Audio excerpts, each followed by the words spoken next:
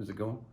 Hi guys, Joshua Peterson here, Peterson Electric. It is the 4th of January in 2022. Wanted to talk to you real quick about the Nest Doorbell install. It is pretty straightforward, but there's some key things here that I think the video might be missing that might help you out. First of all, you need to check underneath this housing here, okay? And if they would call this a solenoid. If it's frozen, it won't move. It has to move freely, right?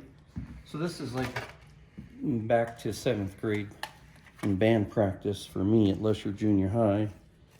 This is like basically having a xylophone and it hits there. That plunger's free.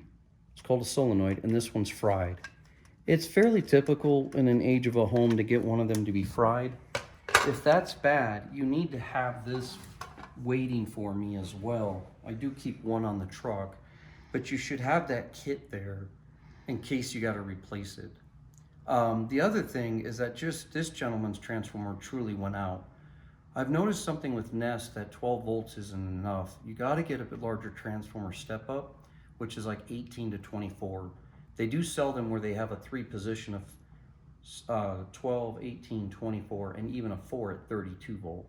You can't go too high or you're going to burn it out, so you got to follow instructions. But he bought the 18 volt, which was great.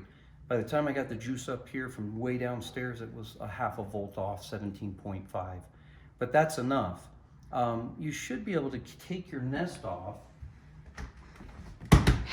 And I say this because after 25 years of touching 12 volt, I've only been shocked once on 12 volt. But when you take your Nest off, you should be able just to touch them and hear that bing, bing, bing. You'll see a little spark. You know, you don't have to touch the copper, but you should hear bing, bing, bing. And that should tell you before you put on the Nest piece that looks like a little circular disc. And I really believe what that's used for is to change the chime and the sound. But mind you, you're just trying to basically, it's not a short, right? It's just a switch. You're just trying to touch them together. And if those plungers are working, that tells you A, your transformer's good, and B, your plunger's working. But you gotta mind yourself to be careful because this is a metal housing here, and his wires were nicked, and you can't have them super long nor super short. And when you put it in, you could actually just tighten it down, remember clockwise, righty-tighty, and just let it hang here and then press the button. You should hear it go chime here, but if nothing happens up here, then you've got to, of course, put in their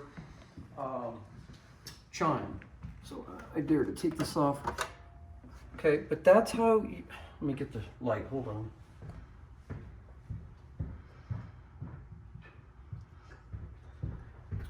That's how you're gonna wire it. It's a little different than some of the other companies. But you're gonna have to take off the front and the transformer and push them in. This housing on this is a little smaller, so it didn't fit it all, so you can push it up above. The issue that we're having here is I'm starting to think that that little module here, that it's fried. But anyway, so the power goes into that, and it should energize that from the transformer, but then also make that move, and it's not. So it's a step process that he's gonna take through. The other thing she says on the video that most of the time you don't have 4 wires at the chime. That's not true. Most of the time you're gonna have 4 wires here, 2 downstairs, 2 at the doorbell. And so the way it's gonna be wired is 120 volt from your breaker to your furnace. And your furnace switch is for your furnace, but it's gonna have a transformer that comes right here. That's typically needs to be 18 volt, not 12. That then's gonna wire up. This goes in the wall upstairs to go to your chime upstairs where I just showed you. And that wire's gonna go through the walls and get to your doorbell. And then that is gonna be your Nest. But again, these plungers should move freely. If they don't, you've got an issue with the transformer or here.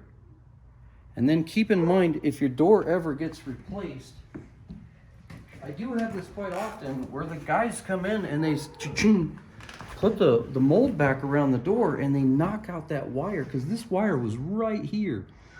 And it's very easy to hit or break. It is a solid number 22, so it breaks very easy. And if they do, and it's inside of this door frame, you got to take the door off to splice it to bring it out. So anyways, guys, I hope that kind of helps you out a little bit more. The videos are actually pretty good, explanatory, but there are some key things they're missing. If you only have 2 wires here and 2 wires here, then you must have somewhere a splice. Maybe they just took 4 wires downstairs, but typically we wouldn't normally do that. We would take 2 out, 4 in, and then 2 out again. All right, guys, thanks for joining us. Have a good one.